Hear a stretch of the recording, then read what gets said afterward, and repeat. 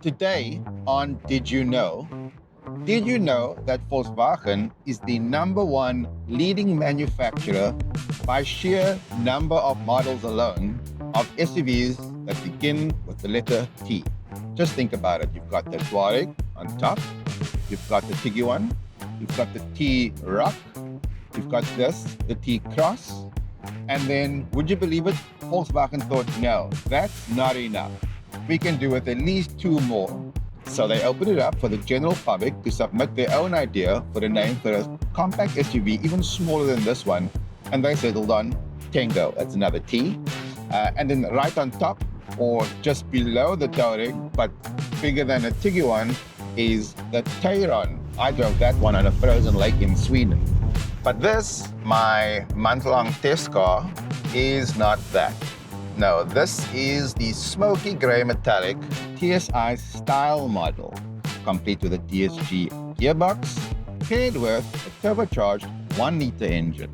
To make it more competitive than ever, Volkswagen have introduced a base manual model for under 400,000 Rand, which is obviously super competitive in a market that's being so heavily competed from new cars from the East. And this one, however, is still built in Spain, so it's a European car built in Europe. This model also happens to have Comfort Package Plus, seat warmers, and a bunch of other mod cons that you need, frankly, today, such as Android Auto, and all the mod cons you could ask for in a contemporary compact SUV. But this is winter in Cape Town, so I'm just going to keep circling back to those seat warmers. And then there's the fact that my smoky grey metallic test unit came with a tow bar and a complimentary bike rack, perfect for my life on 2 muddy wheels, and fortifying its position as a genuine lifestyle SUV. Let's go. There it is.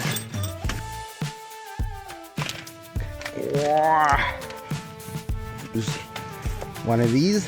Oh, this is quite clever. There we go. My dirty kicks. The turbocharged 1-liter is hardly a slouch either, with 85 kilowatts and 200 Newton meters at its disposal, making its way to the front wheels via a 7-speed DSG box. It'll go from 0 to 100 km in 10.2 seconds and top out at a maximum speed of 193 km per hour, which is enough. But perhaps more relevant is the fuel consumption figure of just 5.6 liters per 100 km. Overall, the performance is adequate for a city slicker that doesn't mind getting its rubber dirty. It's much the same on the dirt, with suspension does a good job of smoothing over the ruts and shunts, despite not being its natural habitat. I'll have to admit that the T-Cross is shaping up to be a more than capable all-rounder, and a worthy rival to the shiny new metal arriving via brimming container ships each month. So, to recap, where does the T-Cross fit? There's the newly named Tengo, which is the most compact, smallest SUV that will do. Then there's this guy. Then there's the larger, sportier looking T-Roc, personal favorite. Wait, I knew I forgot one. There's also the Taigo.